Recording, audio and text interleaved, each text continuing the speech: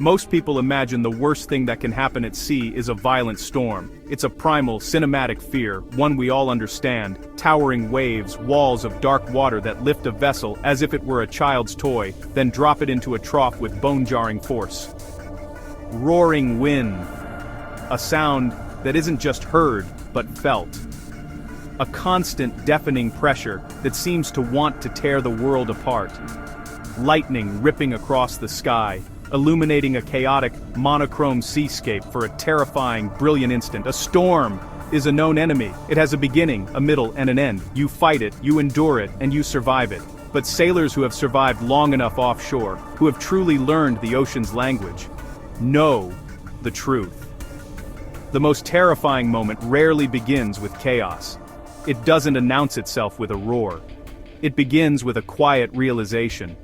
A subtle shift in the rhythm of the world.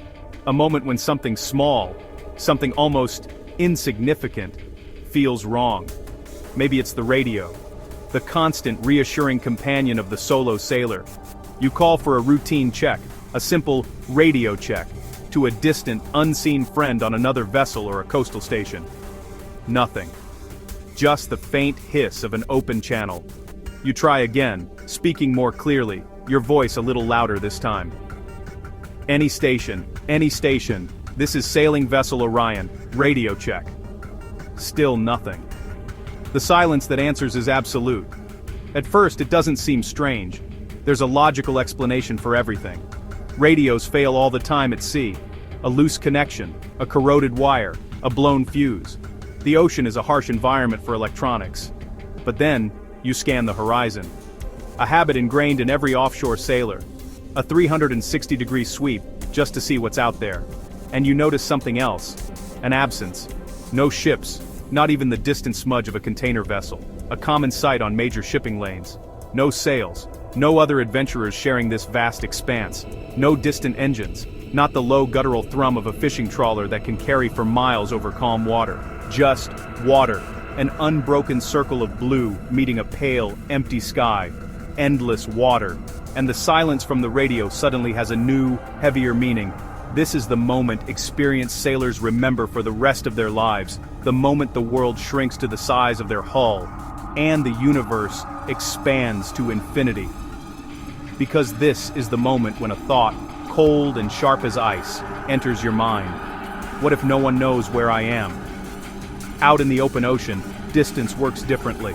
The rules of the land no longer apply. On land, help might be minutes away. A phone call brings sirens, flashing lights, a network of support. At sea, help might be hundreds of miles away. Days, not minutes. And that's if they even know where to start looking.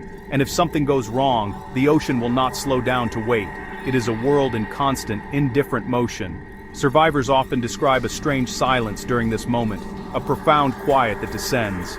Not the peaceful silence people imagine when they picture the ocean, not the gentle lapping of waves against a beach. A heavy silence. A silence that has weight, that presses in on you. A silence that feels like the world has stepped away, leaving you in a place that exists outside of time and space. You listen for engines, for the faintest sign of human activity. Nothing. Only the whisper of wind over water and the creak of your own vessel. You watch the horizon, willing a shape to appear, a light to blink. Nothing. The line remains perfectly, terribly clean. This is when sailors begin to understand something about the ocean most people never think about. A truth you can only learn by being a tiny speck in its center. The ocean is enormous. We see it on maps, a vast blue space between continents. But to feel it is another thing entirely. It covers more than 70% of the planet. An area so large, it defies human comprehension. But when you're alone on it, it suddenly feels even larger. The statistics become a visceral reality. The horizon becomes a wall, the edge of your known world.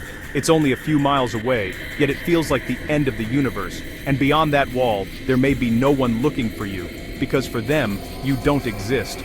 You are a ghost in the machine, a data point that has gone silent. Experienced sailors know that rescue at sea depends on one thing, above all else. It isn't strength or courage or even supplies. It's being found. All survival strategies, all emergency equipment are designed to solve this single monumental problem. But being found in the ocean is not easy. It is a search for a needle in a haystack the size of a planet. A small boat disappears easily against waves. From sea level, a swell just a few feet high can hide a 40-foot yacht completely. Even aircraft searching overhead can miss a vessel only a few meters long. The glare of the sun, the whitecaps, the sheer scale of the search area, all conspire to keep you hidden.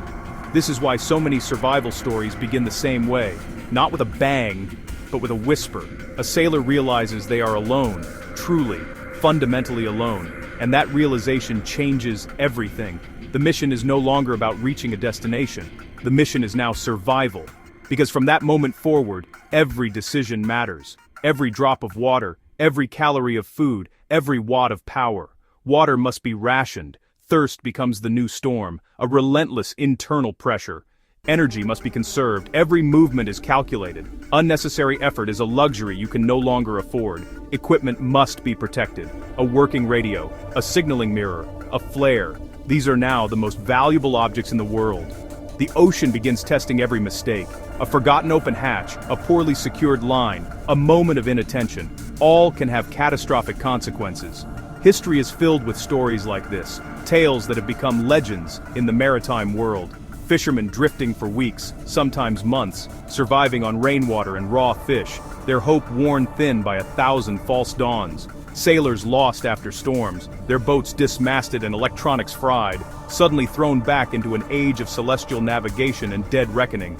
Divers separated from boats, surfacing to find an empty horizon, their world shrinking to the few feet of water around them. And almost every survivor, when they tell their story, describes the same moment, not the storm, not the capsize, but the quiet that came after. The moment they understood how far they were from help, and how utterly, completely on their own they had become. Some panic.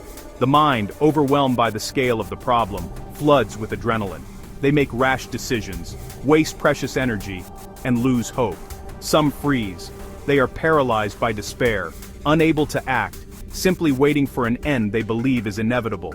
But the sailors who survive, the ones whose stories we tell, usually do something else. They find a way to push past the initial wave of terror. They slow down. They control their breathing.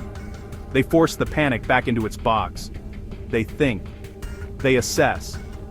They take inventory of their situation, their resources, their options, and they begin solving the problem one step at a time. Fix the radio, conserve water, set a course, prepare a signal, because the ocean rewards patience. It rewards methodical, deliberate action, and it punishes panic with a cold, swift finality.